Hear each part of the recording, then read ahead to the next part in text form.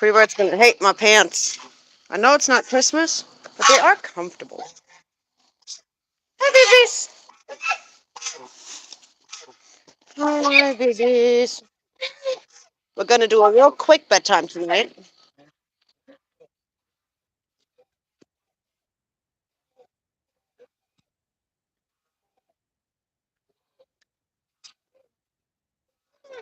Right? I almost forgot.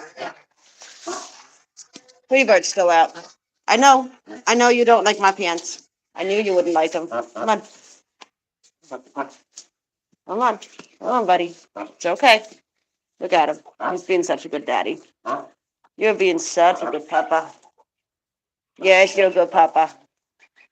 Yes, you're a good papa. Here's the babies. Here's Mama. Mama is such a good girl. Yes, Layla.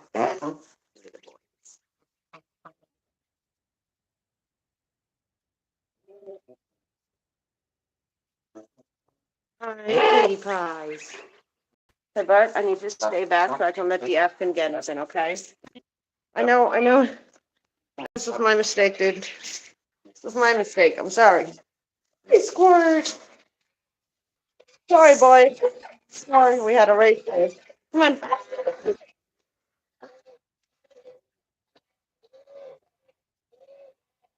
Good boys.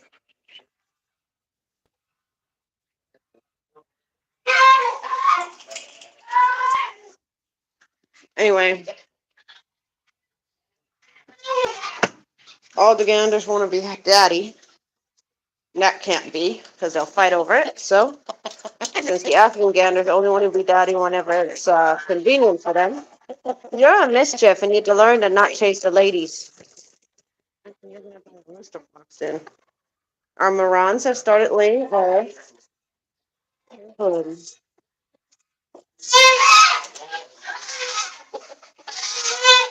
Hierarchy here has changed a little bit, huh? See. Hi, honey. I'm honey. Teriyaki. I mean, honey, as in my sweetheart. I know you hate me. I love you too. Anyway, let's see. No extra eggs tonight. Hi, boys. Excuse you. Hey, hey, hey. Don't bite Mama Delta. Don't bite me. Come on. You're okay.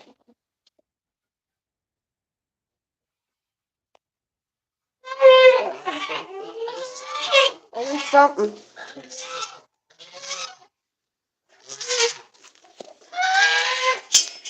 So, see Nugget's here? Nugget. Hi, Nuggy. Hi, Mama. Do we got any more eggs? No more eggs for tonight. That's a ceramic egg. That's not a real egg. So,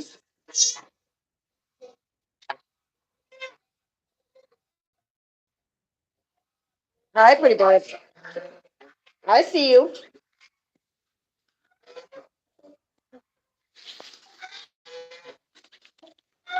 Hi, buddy. Hi, handsome. I know. You're doing such a good job protecting your family. Yes, you are. Yes, you are. You're a good gander. I've been recording, guys. I'm sorry I haven't been doing a lot lately. Or it gets too dark outside. Let me show you guys what I've got going on out here. But here's one of the reasons why y'all haven't been seeing much of us.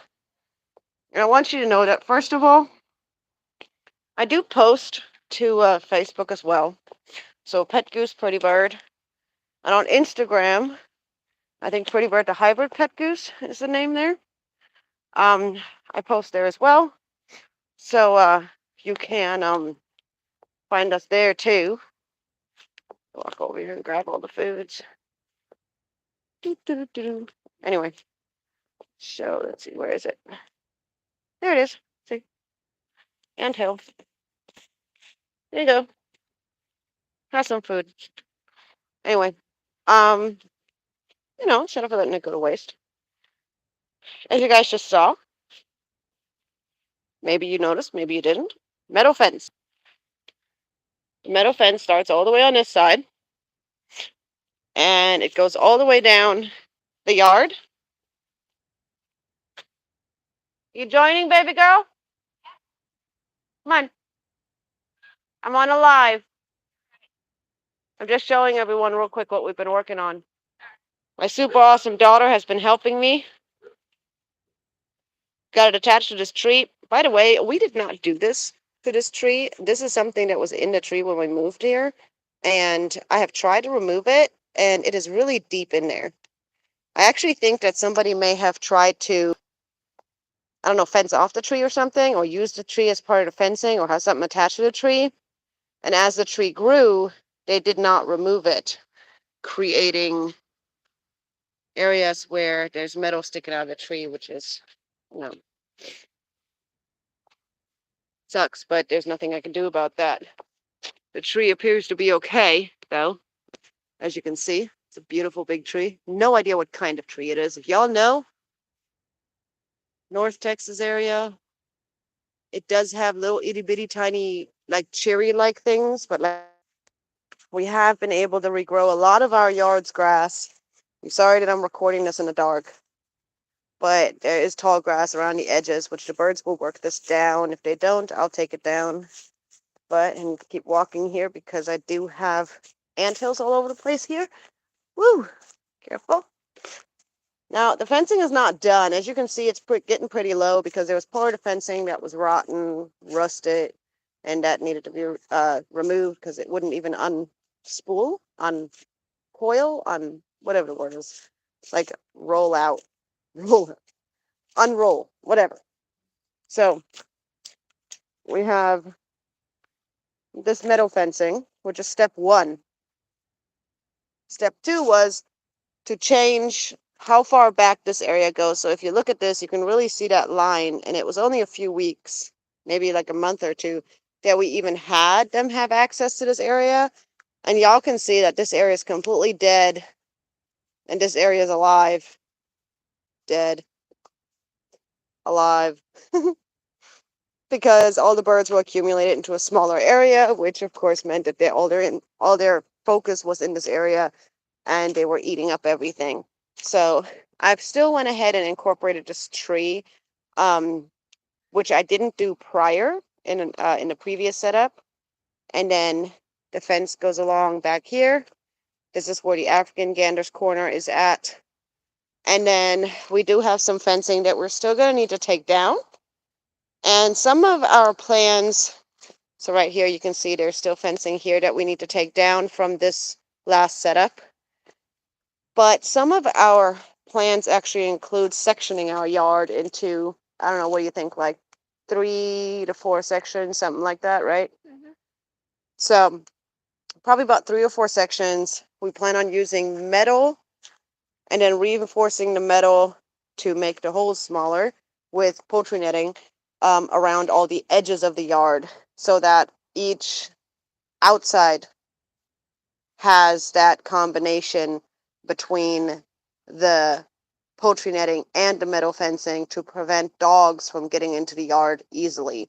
I know dogs can scale things that are 6 feet tall, 7 feet tall, if they're determined enough. So let's just hope that none of the dogs will be determined enough and that I will always hear or notice them before they get to that point.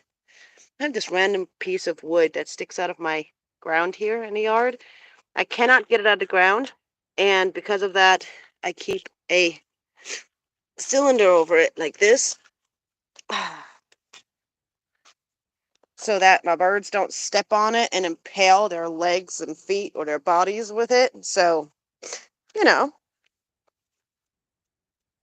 to protect them. Anyway, so this will be taken down and it will be replaced. So not the poles, but the fencing itself will be taken down and moved to the edges of our fencing. And then the poles will stay up because we're going to be just adding poultry netting. So lower netting is going to go around here, and it's going to cut our yard in half or into like a third or something. We'll have to figure out how we're going to run that fencing exactly. We'll figure that part out based on how much fencing we have left once we have the perimeter done.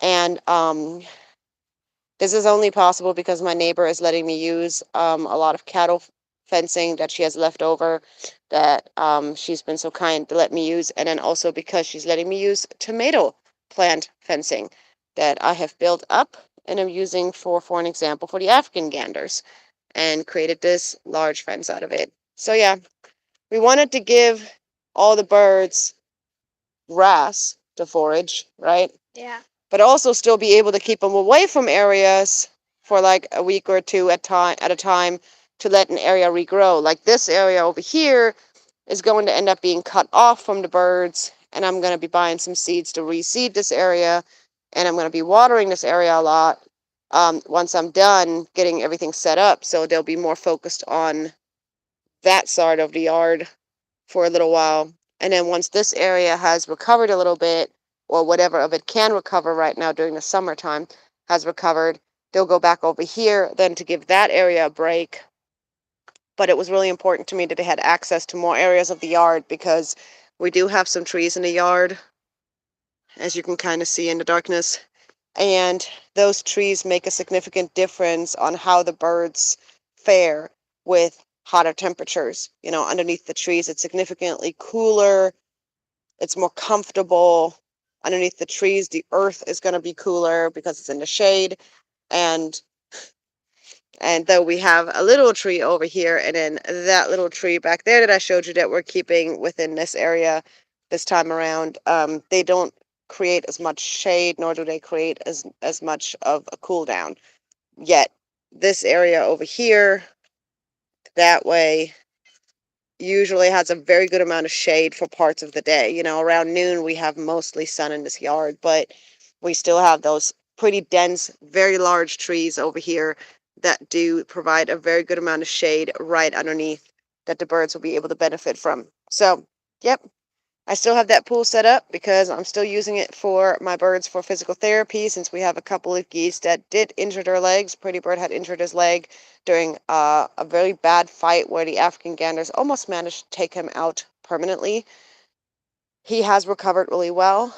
And Blue did injure her foot, and she's on the up and up. She's getting better. Her limping has significantly slowed down, and I have let her go ahead and graze today, and she was doing well. She is taking it slow and laying down most of the time, so it's just one of those things where breeding season, everybody seems to go crazy with hormones. And with the two Africans turning out to be ganders, we ended up with a really bad situation because they are so bonded that they not only mate the same female peacefully, mind you, not crazy, peacefully mate the same female, but they also fight together, meaning that it ends up being very unfair, and the opponent, in this case Pretty Bird, ends up severely injured.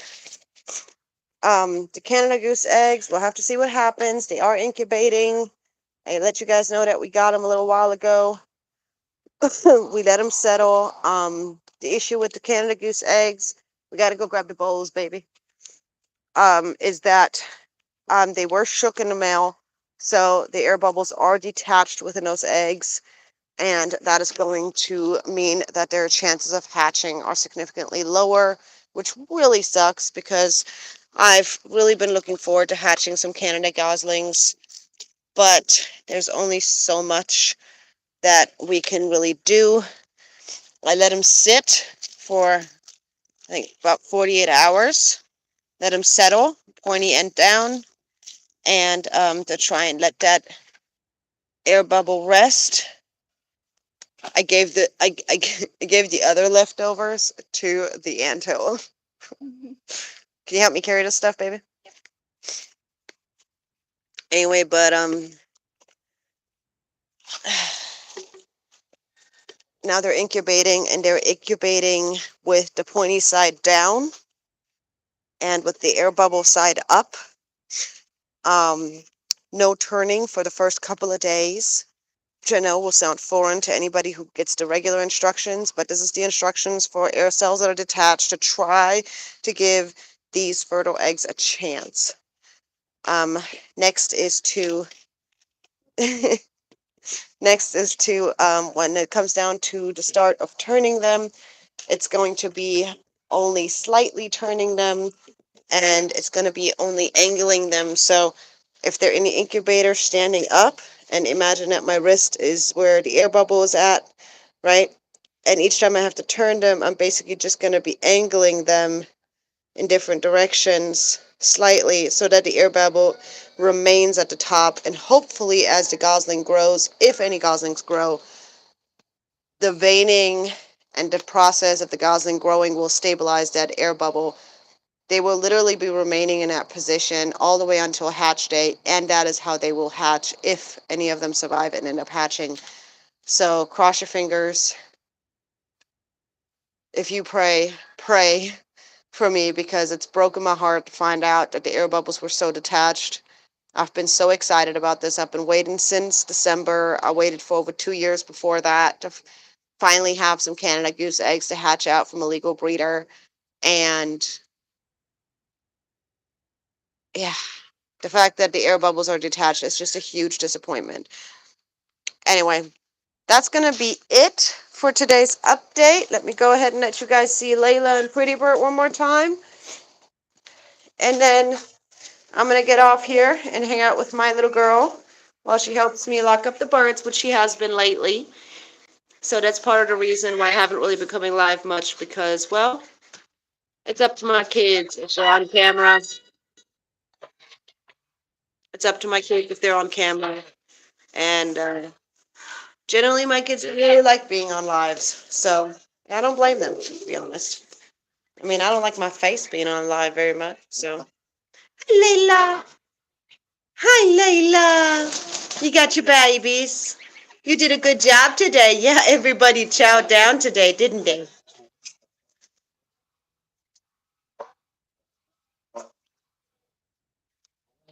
Hi, little one. Look, Stretch.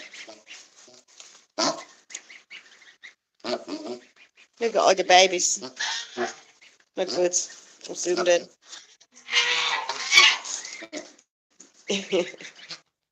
Yes, Layla, you're such a good mama. Yes, you are. And yes, Bert, you're such a good daddy. Hey, buddy. Yes, you do such a good job protecting your babies. Yes, you do. Yes, you do. Aren't they just the cutest little things? Look at them. Look at my baby. Hi.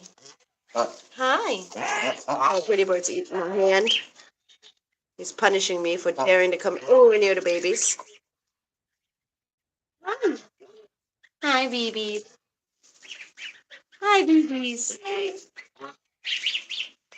Anyway, they're really good parents. They're doing a great job.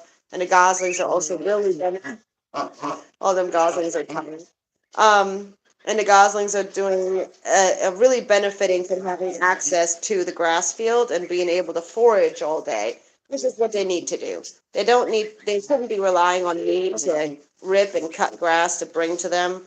When they're being raised by mom, the benefits is that they get to forage all day outside, and mom and dad spend their days protecting their goslings and guiding them. Ow, cheater.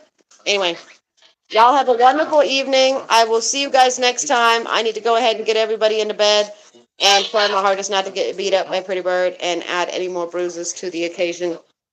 Squirt, you need help? Come on, Squirt. There you go, Squirt. Pretty Bird, not you, Goofy. Not you, Goofy. Don't force her. Pretty Bird will nip her. It might not be that important for right now. It's okay, Squirt. It's okay, Squirt. Yeah, because Pretty Bird's right there. He nips at her because of the goslings. Anyway, y'all have a good night.